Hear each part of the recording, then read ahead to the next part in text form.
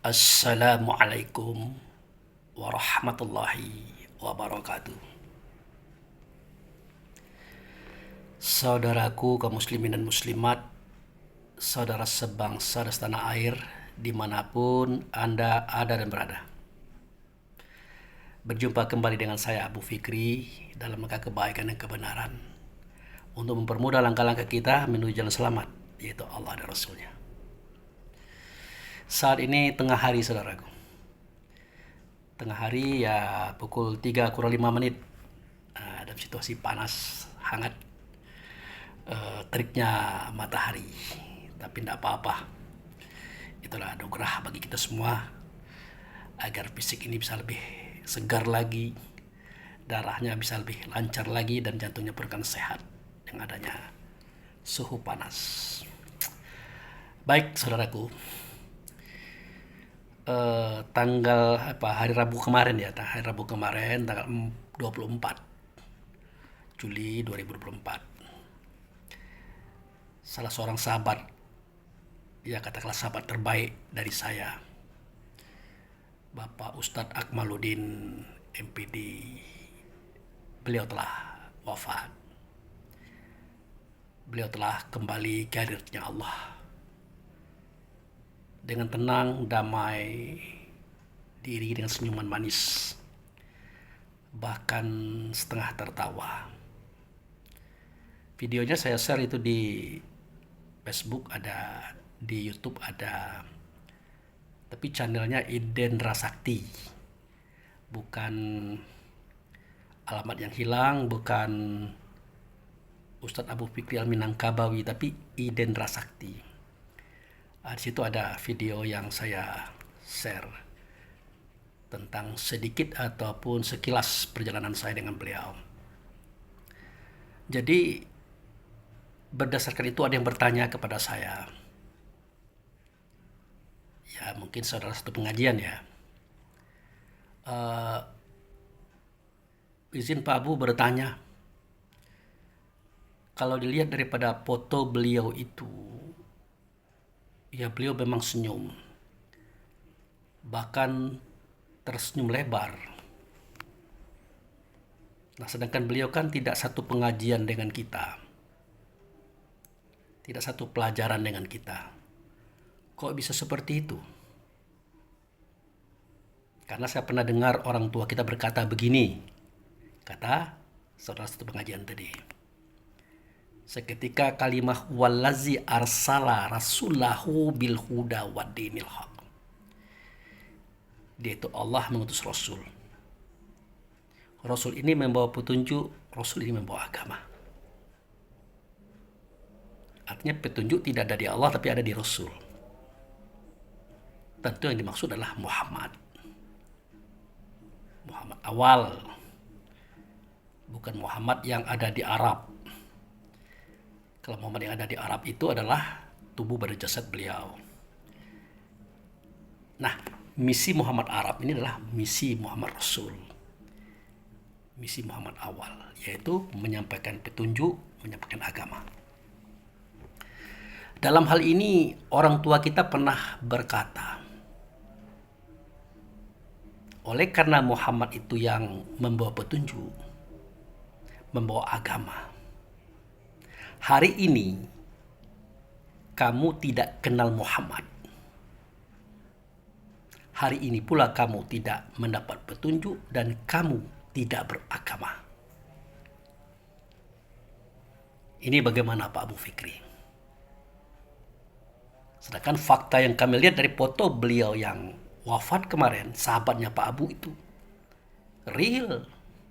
Dia tersenyum lepas, tampak kebahagiaan di akhir kehidupannya, tercermin daripada senyuman yang dia tinggalkan untuk semua orang. Nah, ini kami bingung Pak Abu Fikri, bagaimana sebenarnya? Nah, tolong dijawab. Nah, jadi video ini menjelaskan itu, saudaraku. Jadi orang tua kita itu ya tidak salah juga ya. Dia mengatakan hari ini kamu tidak kenal Muhammad, hari ini kamu tidak beragama, hari ini kamu tidak akan mendapat petunjuk. Karena agama dan petunjuk ada di Muhammad. Ya kalau kita tidak kenal ya bagaimana? Benar itu. Nah, tetapi ingat, pelajaran ini kan tidak hanya satu tingkat. Tidak hanya satu dimensi. Dia bertingkat-tingkat, dia berlapis-lapis. Kalau untuk lapisan pertama, ya boleh. Silakan saja begitu. Tapi untuk lapisan kedua, lain lagi. Nah, kalau kita melirik kepada sejarah, di mana Umar bin Khattab waktu itu, dia hendak membunuh Muhammad. Pedang beliau sudah dicabut. Terhunus. Yang namanya Umar bin Khattab. Kalau sudah cabut pedang, sudah terhunus, pantang disarungkan sebelum dia meminum darah. Sebelum pedang itu membunuh orang. Artinya, saat itu Muhammad harus mati. Bayangkan saudaraku. Nah, pertanyaannya apakah Muhammad saat itu tidak menjelaskan kepada kaum bahwasanya barang siapa yang tidak kenal dengan aku hari ini, dia tidak akan mendapat petunjuk, dia tidak akan beragama dengan Islam, dia tidak akan selamat kalau kamu tidak kenal aku. Ya, dia menjelaskan kepada kaum. Itulah sebabnya kenapa orang tua kita mengatakan seperti itu juga. Tapi di momen Umar bin Khattab, diperlihatkan bahwa kaji ini memang bertingkat-tingkat, berlapis-lapis, dimensinya pun tidak sama, melainkan berbeda-beda.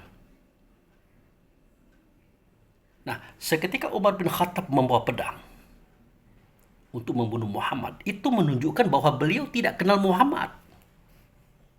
Tidak. Kalau kenal Muhammad, tidak mungkin dia mau membunuh. Tidak mungkin dia mau memenggal, mau mencencang macam-macam itu. Tidak mungkin. Tapi pada saat itu, dia hendak membunuh saudara. Itu tandanya apa? Tandanya beliau tidak kenal Muhammad. Gitu. Nah, seketika dia di perjalanan hendak membunuh Muhammad, dia ditegur oleh salah seorang daripada temannya. Mar, kamu mau kemana? Aku mau membunuh Muhammad. Gara-gara Muhammad, istri bercerai dengan suami. Anak bercerai dengan orang tua. Suku bercerai dengan suku. Timbul permusuhan. Ini gara-gara Muhammad dengan dakwahnya itu. Kata teman Umar tadi, nanti dulu. Coba kau lihat di rumah adekmu, Fatimah binti Khattab. Apa yang terjadi sekarang? Kata Umar, memangnya apa yang terjadi? Kamu belum tahu, Umar? Belum? Wow, terlambat kamu, Mar. Ketahui ya, adik kandungmu Fatimah binti Khattab, dia sudah ikut Muhammad, sudah masuk Islam, sudah bersyahadat ini. Umar semakin terbakar. Semakin terbakar dia, semakin emosi dia, tapi dia malu. Kau jangan main-main. Kalau tidak terbukti adekku masuk Islam, kau selesaikan. Putus badan dengan kepala, kepala dengan badan. Kau tahu? Oke, Mar. Kau uji. Kau lihat kebenarannya. Ya, singkat cerita, Umar datang ke rumah adeknya. Benar. Rumah terkunci. Di dalamnya terdengar orang-orang yang sedang membacakan wahyu yang baru diturunkan kepada Nabi Muhammad saat itu. Itu surat Toha ayat 1 sampai ayat 14. Nggak tahan Umar, nggak sabar, dia gebrak pintu. War. Hancur pintu berkeping-keping, ditendang Umar. Langsung dia gebuk adik iparnya sampai berdarah-darah. Dia gebuk adiknya sampai berdarah-darah. Bahkan pelayan rumah tangga keluarga adiknya dikebuk juga. Bahkan nyaris tidak dibunuh. Akhirnya berkata Fatimah binti Khattab, kalau engkau hendak membunuh aku, suamiku, keluargaku, bunuh Umar. Tapi kalau aku hendak kembali kepada agama nenek moyang kita, no, tidak. Nah, karena Umar ini adalah orang cerdas. Dia mengkalkulasikan alangkah besarnya pengorbanan keluarga adikku ini. Dia tahan mati. Asalkan dia tetap dalam Islam. Timbul pertanyaan Umar. Ada apa? Akhirnya Umar bertanya, apa itu di tangan kananmu? Dia bilang, ini adalah tulisan wahyu yang baru tiba kepada Muhammad untuk kami. Tapi maaf, waktu itu belum surat Toha namanya. Belum surat Toha, belum waktu itu, belum ada. Ya, masih di atas pelepah kurma, batu-batu, kayu-kayu di atas kain dan kertas. Belum ada juz, belum ada nama surat, belum ada ayat. Tapi keterangan terakhir mengatakan yang dibaca itulah surat Toha hari ini. Ayat 1 sampai ayat 14. Jadi singkat cerita, Umar minta kepada adiknya, Fatimah, serahkan kepada saya tulisan itu. Saya pengen melihat. Tidak. Biarlah aku mati ketimbang ini kuserahkan pada engkau, hai Umar. Aku siap mati. Keluargaku siap mati. Akhirnya ada rasa hibah di hati Umar melihat adiknya sudah berdarah-darah. Adik iparnya juga pecah pelipisnya, dihantam dengan pedang, dihantam dengan terajang dan tinju. Oke dek, aku berjanji, aku tidak akan membuang, tidak akan mengambil, tidak akan membinasakan tulisan itu. Serahkan kepadaku. Ada apa sebenarnya di situ? Maka bertanya Fatimah binti Khattab, benar? Benar. Nah, Fatimah binti Khattab ini tahu dengan abangnya. Memang Umar ini kalau dia berjanji tidak pernah mungkir. Iya kata dia, iya tidak katanya tidak. Orangnya tegas. Akhirnya diberikanlah kepada Umar tulisan itu. Dibacanya. Dari pertama sampai akhir.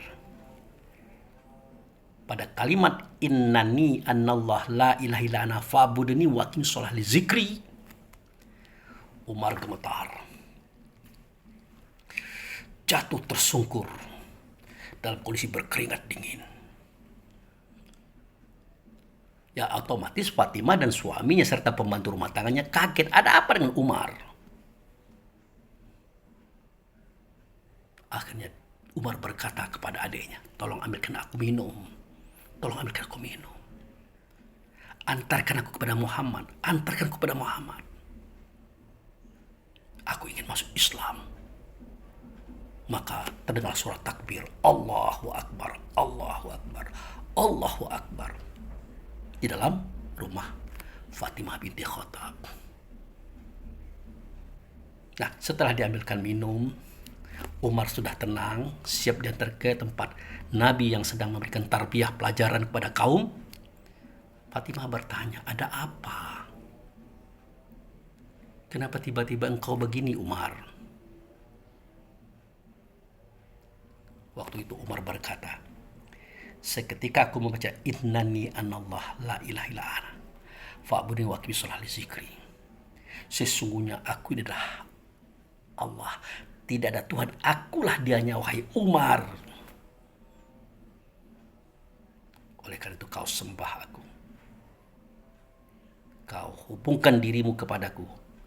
Di dalamnya yang kau ingat adalah aku. Aku tidak melihat yang lain. Dalam pandanganku adalah Muhammad. Yang gagah perkasa dengan pakaian kerajaan yang luar biasa. Yang tidak pernah kulihat selama hidupku pakaian seperti itu. Tidak pernah seumur hidupku melihat Muhammad segagah seperkasa itu. Matanya bercahaya, wajahnya bercahaya. Dia berkata seperti itu. Ternyata Muhammad bukanlah orang biasa. Jangan-jangan dia bukan orang, tapi pencipta langit dan bumi, penguasa segala sesuatu. Akhirnya Umar sadar. Bayangkan saudaraku. Singkat cerita disampaikanlah Umar kepada Rasulullah. Dia bersujud, dia mengakui keislaman dirinya. Dengan mengucapkan asyhadu an la ilaha illallah wa asyhadu anna Muhammadar Rasulullah. Nah, inilah wujud daripada doa Rasulullah sebelumnya. Rasulullah meminta dua penguasa Quraisy, jago Quraisy yang bisa menyumbang kekuatan di dalam Islam. Pertama Umar bin Khattab, yang kedua Abu Jahal, paman beliau sendiri. Ternyata yang dipilih oleh Allah adalah Umar bin Khattab. Berarti Umar mendapat petunjuk. Otomatis beragama dengan agama Islam. Padahal dia belum kenal Muhammad saat itu. Ini yang akan saya sampaikan kepada saudaraku yang bertanya tadi.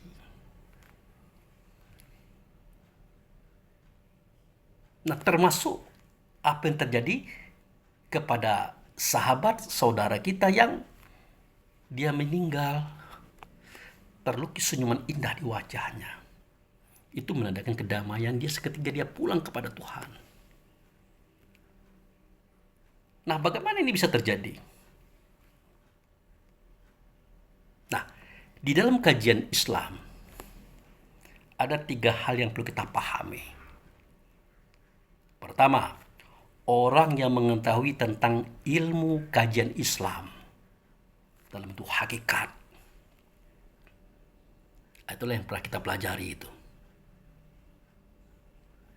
In kuntum tuhibbunallah fattabi'uni. Yuhibbukumullah yaghfir lakum dzunubakum wallahu ghafurur rahim.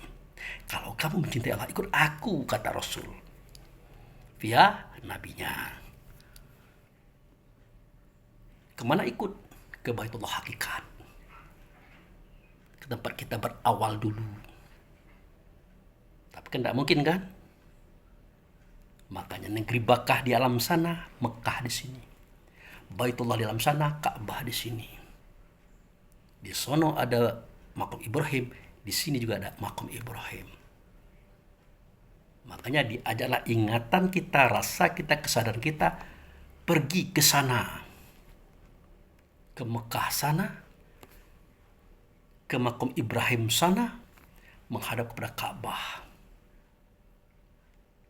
Maka keluarlah instruksi, wa min haitsu kharajta fawali wajhaka satral masjidil haram. Wa min haitsu ma kuntum fawallu wajhakum satra. Dari manapun kamu keluar, dimanapun kamu berada, hadapkanlah wajah batinmu, ingatanmu, rasa dirimu ke Masjidil Haram. Sampai karena kita pernah melihat, pernah berada di situ, akhirnya kita bisa mengingat. Selanjutnya, fatahizumi maqam Ibrahim shalah. Makom Ibrahim itu terletak di depan Ka'bah. Dialah tanda Ka'bah. Ka'bah adalah tanda Baitul Hakikat. Maka falyabudu rabb hadzal bait. Di tempat itu kau sembahlah Tuhan rumah ini, bukan rumah, Tuhan rumah atau tuan rumah. Siapa dia? Nah, itu kaji kita. Nah, beliau yang sahabat saya ini tidak tahu kaji itu, tidak tahu dia. Itu kaji tingkat 1. Tingkat 2, Pada surat An-Nur, tidak apa-apa kamu memasuki rumah yang kosong, di mana di dalamnya kamu mempunyai keinginan, kepentingan.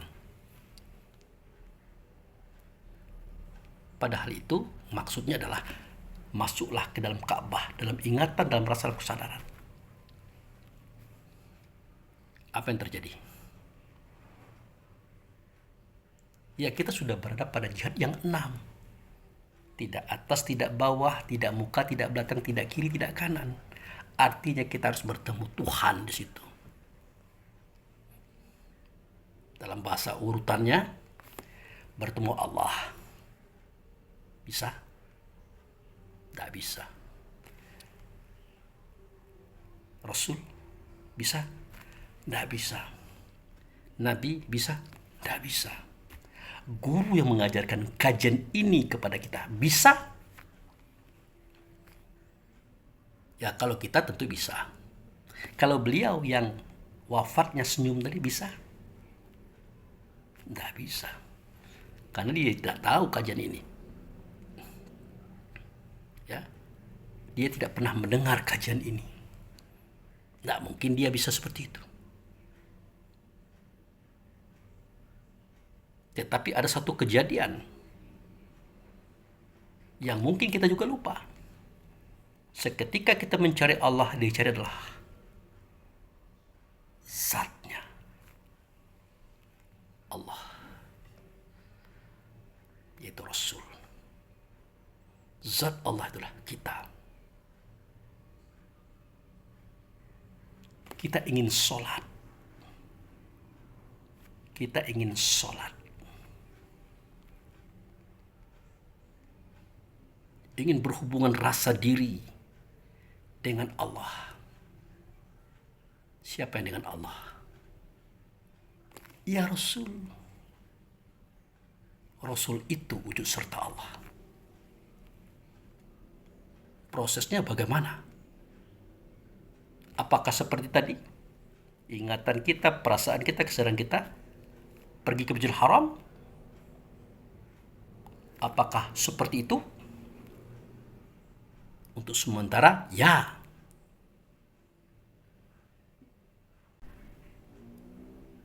Kemudian, apakah kita masuk ke dalam Ka'bah? Untuk sementara, ya. Selanjutnya, apakah kita harus mencari Allah yang tidak nyata Allah melainkan Rasul? Mencari Rasul yang tidak nyata adalah Nabi? Mencari Nabi yang tidak nyata melainkan guru kita? Jawabnya, ya.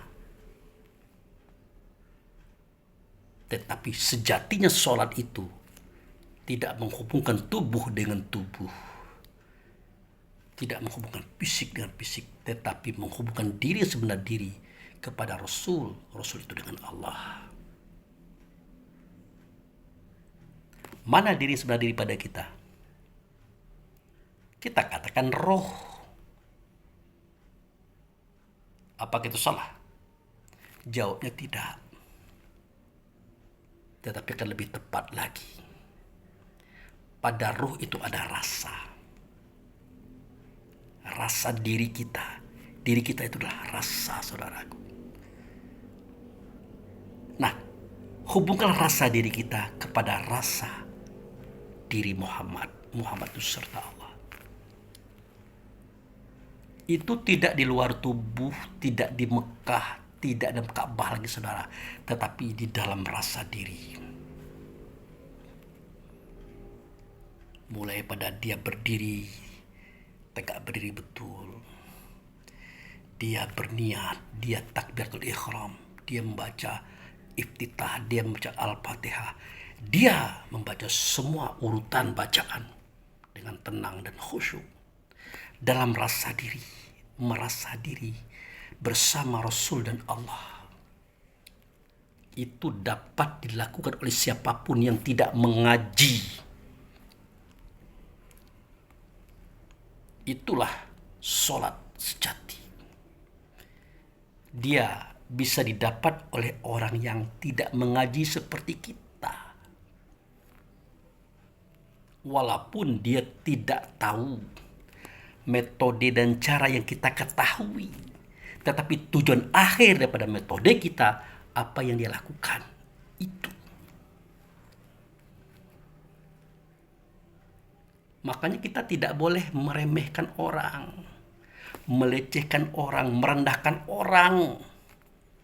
Mentang-mentang dia tidak mengaji, tidak kenal Tuhan versi yang kita pikirkan, tidak kenal metode yang kita lakukan, kita katakan, wah, tidak akan selamat dia itu, kenal Tuhan saja tidak. Kata kita.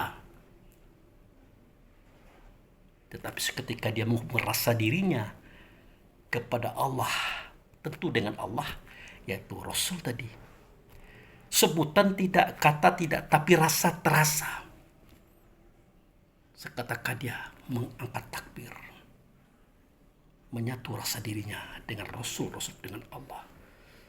Terjadi pada dirinya, pada diri siapapun. Mereka yang khusyuk.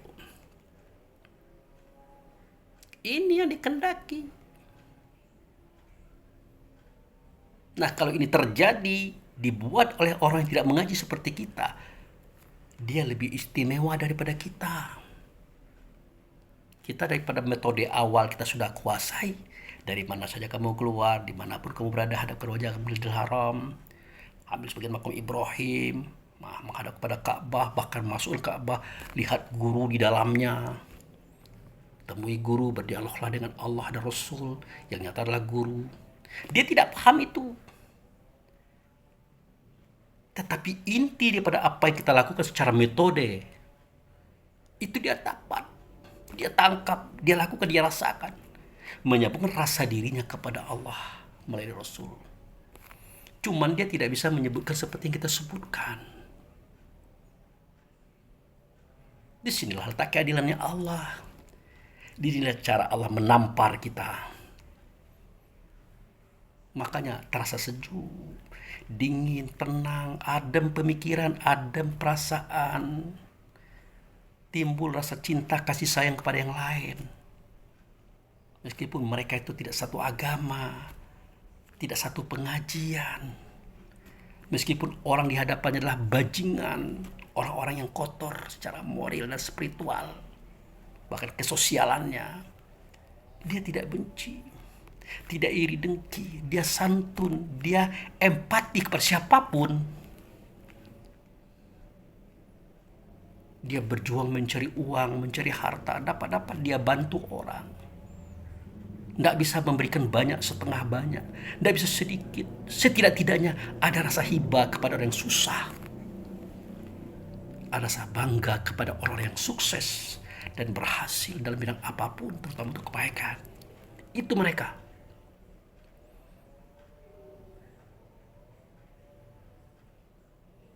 Nah, inilah yang menyebabkan terjadinya orang-orang di luar kajian kita lebih sukses ketimbang kita yang tahu.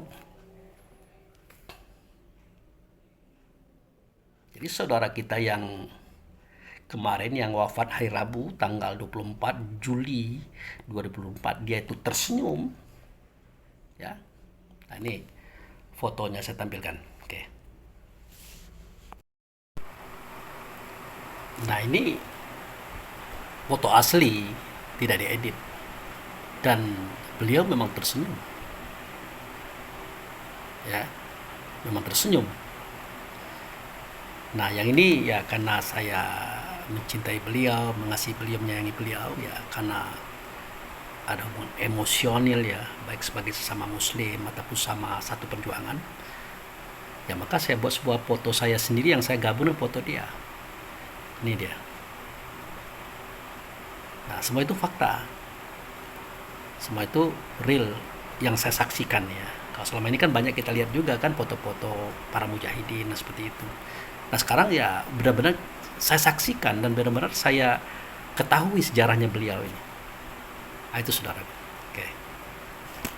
Nah, itu. Itu adalah cerminan diri sebenarnya diri padanya. Cerminan batin kedamaian hidupnya.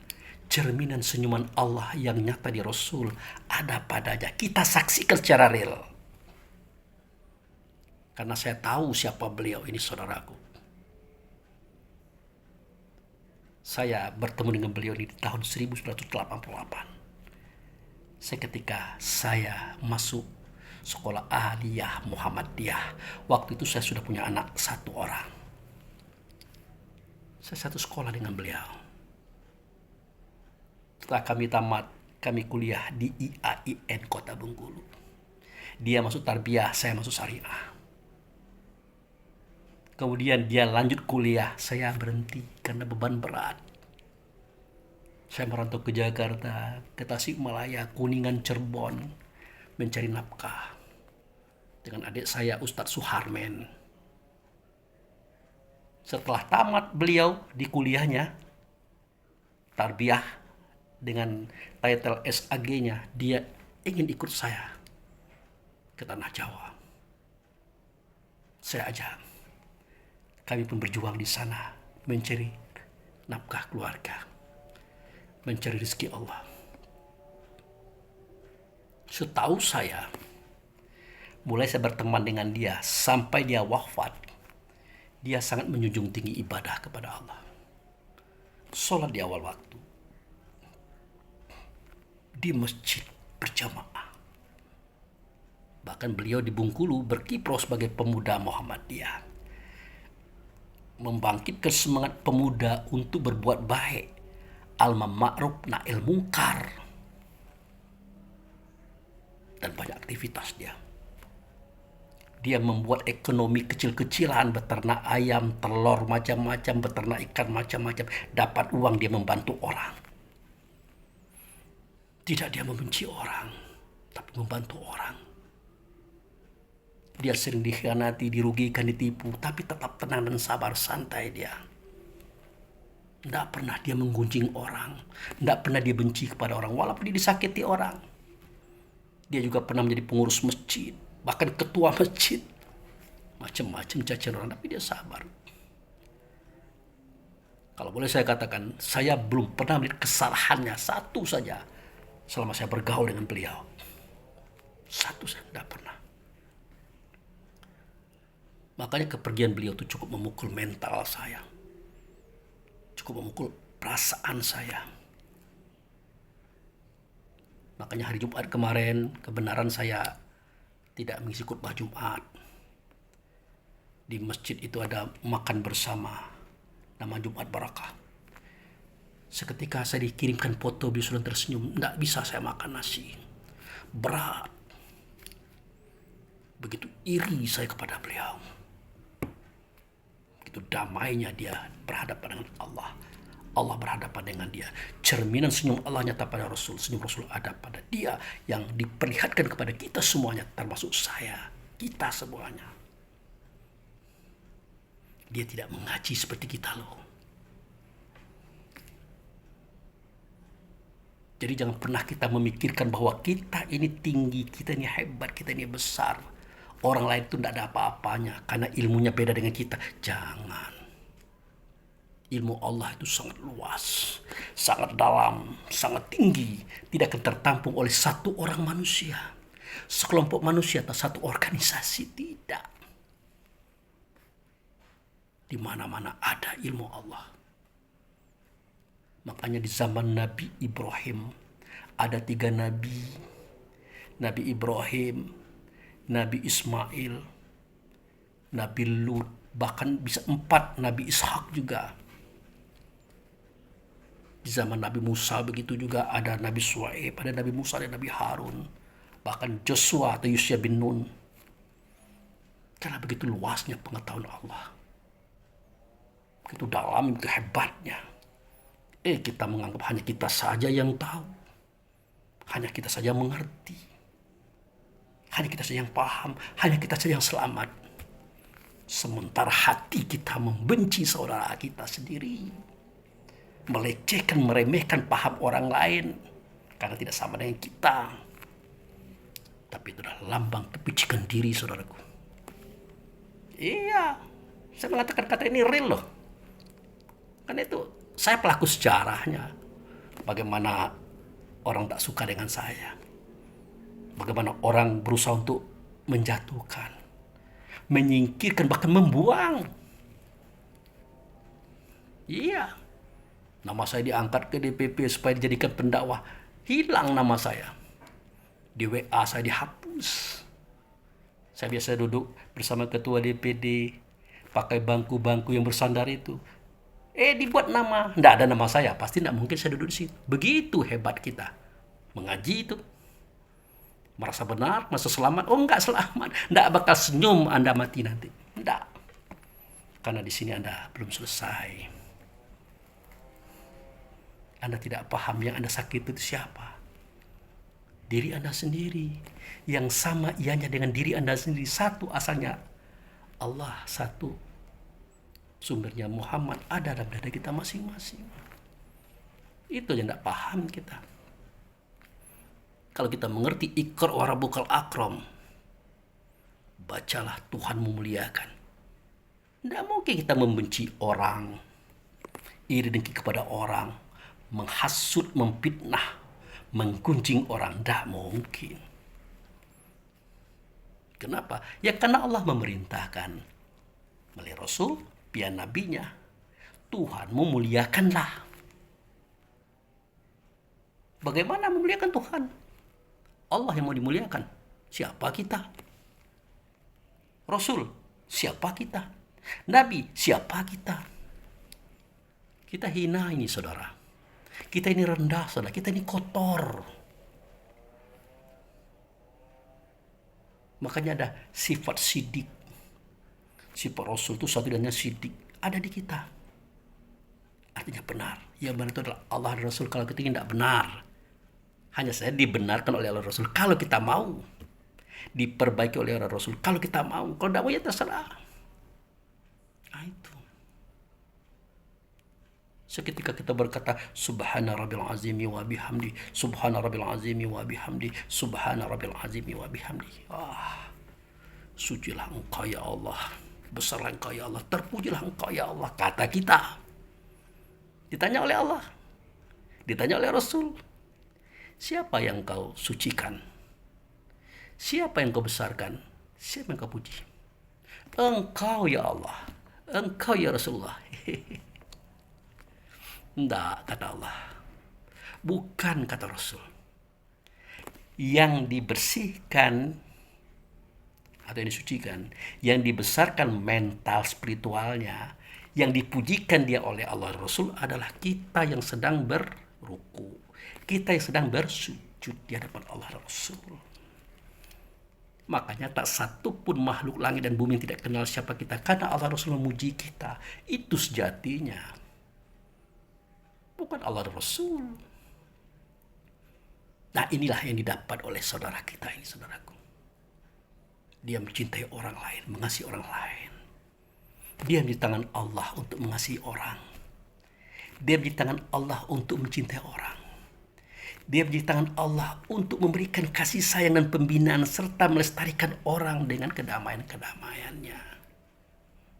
Padahal dia tidak mengaji sama dengan kita. Itu. Maka dalam belajar ini kan ada 3 tingkat nih. Ada orang yang tahu metode materi kaji. Tahu dia. 1. Ada orang yang tahu metode dan kaji tapi belum mengamalkan.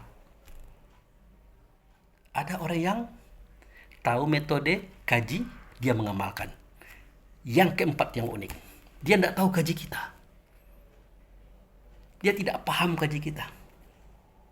Karena akalnya tidak kuat, pikirnya tidak jauh. Tetapi di dalam rasa, dia memiliki apa yang kita tuju. Di dalam pencapaian, dia memiliki apa yang kita cari. Yaitu tentram di hati. Tidak ada kebencian, iri, dengki, hasut, fitnah. Yang ada empati, hibah, kasih, sayang kepada siapapun. Kalau sudah seperti itu, tidak ada lagi keji, tidak lagi mungkar yang dilakukannya. Dia selalu berbuat baik kepada semua yang ada di sekitarnya. Dirinya, keluarganya, orang tuanya, kaum kerabatnya, bahkan orang lain. Kenapa? Karena dia sudah mendapatkan tujuan yang kita cari selama ini. Tujuan mengaji itu, saudaraku. yaitu menyatukan rasa diri kepada Allah melalui Rasul. Itu tidak di luar diri kejadian, tapi di dalam. Itu makanya orang-orang yang tidak mengaji itu meninggalnya senyum. Wah, kita dalilkan, wah jangan diartikan begitu Pak. Bu pikir, ya apa? Kita mau artikan apa? Sementara kita banyak yang meninggalkan dunia ini, tubuhnya cemberut, tubuhnya serem, tubuhnya tidak memberikan gairah apapun.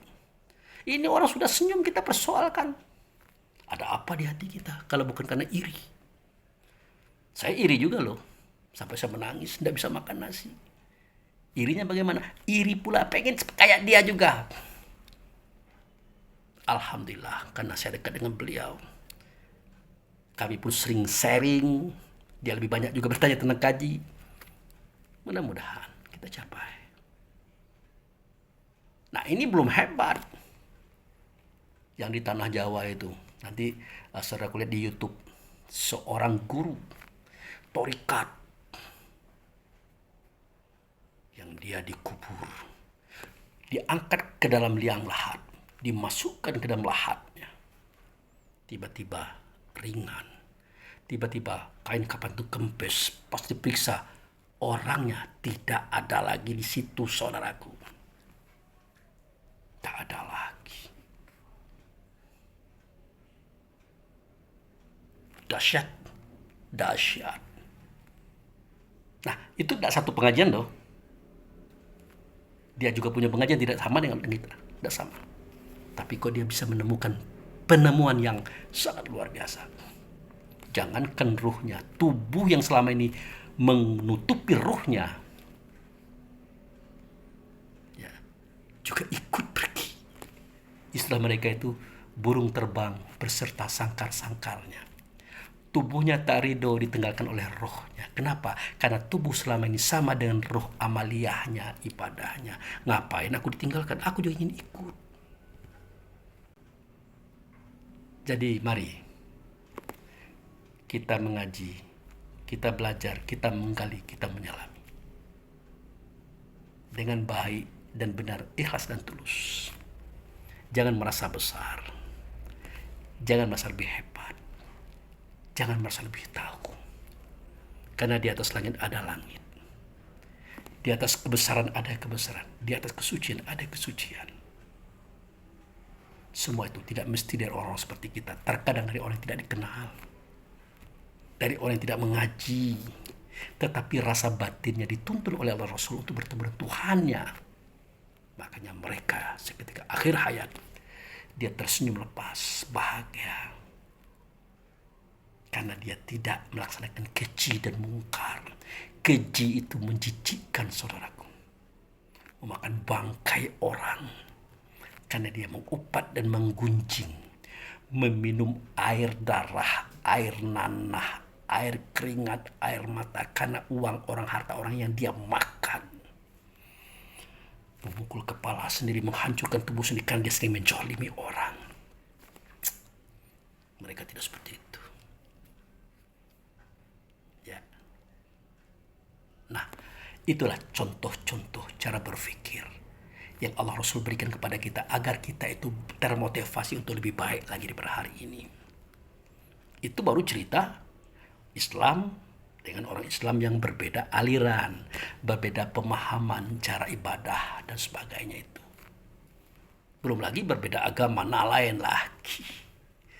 Iya, lain lagi. Dan jangan kita kira, wah itu orang kafir itu yang mereka tidak sama dengan kita, neraka. Tidak begitu, saudaraku. Tidak. Tidak begitu. Siapapun mereka, apapun agama mereka, selama agama itu daripada Allah dan Rasulnya, mulai pada Musa, Daud, Isa, Muhammad, agama itu semuanya benar, semuanya bagus, semuanya baik. Kenapa takut mengatakan itu? Kalau ada tidak benar, bukan agamanya yang salah, bukan Rasulnya yang salah, bukan Allah yang salah. Orang yang beragama dengan agama itu yang salah, yang keliru, yang bermasalah. Oh, tapi berbeda-beda itu cara ibadahnya Pak Bu Fikri. Lah iyalah. Dari Adam sampai Isa itu kurun waktunya kan panjang, situasinya kan berbeda. Wajar-wajar saja. Tetapi menyatukan rasa batinnya kepada Allah melalui Rasul, walaupun namanya tidak disebutkan seperti yang kita ketahui, itu bisa menjadi syarat pokok, mutlak, menjadikan mereka sampai kepada Allah dengan caranya mereka yang tidak sama dengan cara kita. Yang penting kita ini, yang belajarnya mengaji ini, jangan lagi begitulah. Jangan lagi lah saling benci-benci, iri dengki, saling jatuh-menjatuhkan. Tidak ada gunanya. Tidak ada. Malu kita dengan orang tidak mengaji. Ya, malu kita kepada orang yang tidak belajar. Ya kalau saya apalah. Ya dibenci ya silakan. Dikeluarkan dari organisasi ya silakan. Dihapus nama saya silakan. Tidak dinaikkan saya tidak apa-apa. Tidak apa-apa. Karena kita paham kita ini kan satu tubuh. Di dalamnya ada 3 kekuasaan. 1 kekuasaan atas nama Tuhan. 2 kekuasaan atas nama hamba. 3 kekuasaan atas nama hewan, jin, iblis, setan. Nah, berlakulah kita kepada diri kita ini sebagai hamba.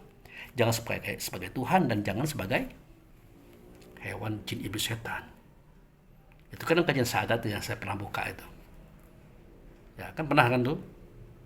Seketika kita katakan, oh ya bersuara itu aku, berkata itu aku, yang bergerak itu aku. Wah, setelah dibuktikan tanpa tubuh bisa terjadi. Suara kata dan gerak tidak bisa. Siapa yang membuat tubuh? Kita kah? Atau Allah? Allah, bukan kita. Nah, berarti bukan kita dong. Aku bisa mendengar, bisa melihat, bisa merasa, bisa berpikir, bersuara, berkata, bergerak. Aku loh. Setelah kita lihat pada surat As-Sajdah ayat 9, ternyata tidak. Allah tiupkan rohnya dia akan tubuh. Roh itulah yang mendengar telinga, melihat di mata, mencium di hidung, berpikir di otak, merasa di hati, bergerak pada fisik, bersuara, berkata dengan lidah.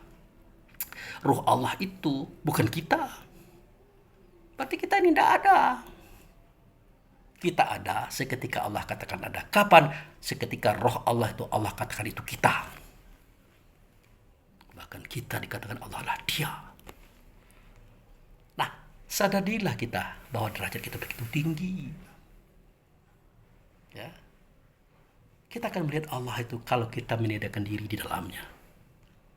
Kita memfanakan, kita tenggelam.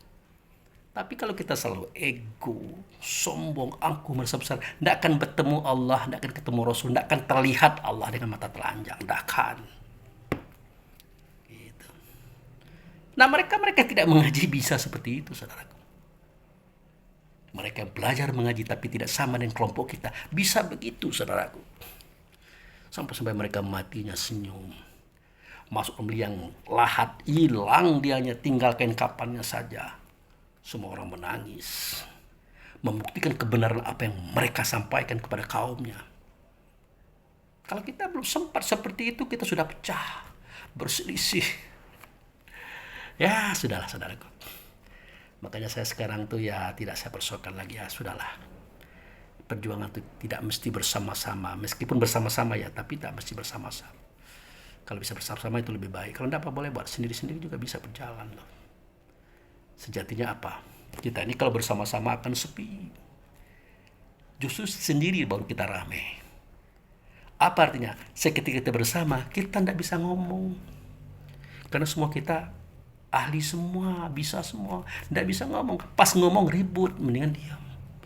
Itu disebut dengan rame maka sepi. Sendiri maka rame.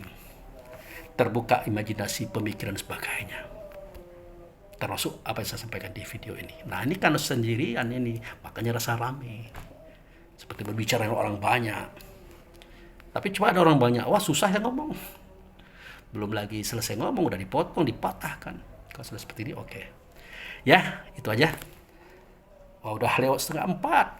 Sebentar lagi asar. Demikian terima kasih. Wabillahi taufiq wal hidayah. Assalamualaikum warahmatullahi wabarakatuh.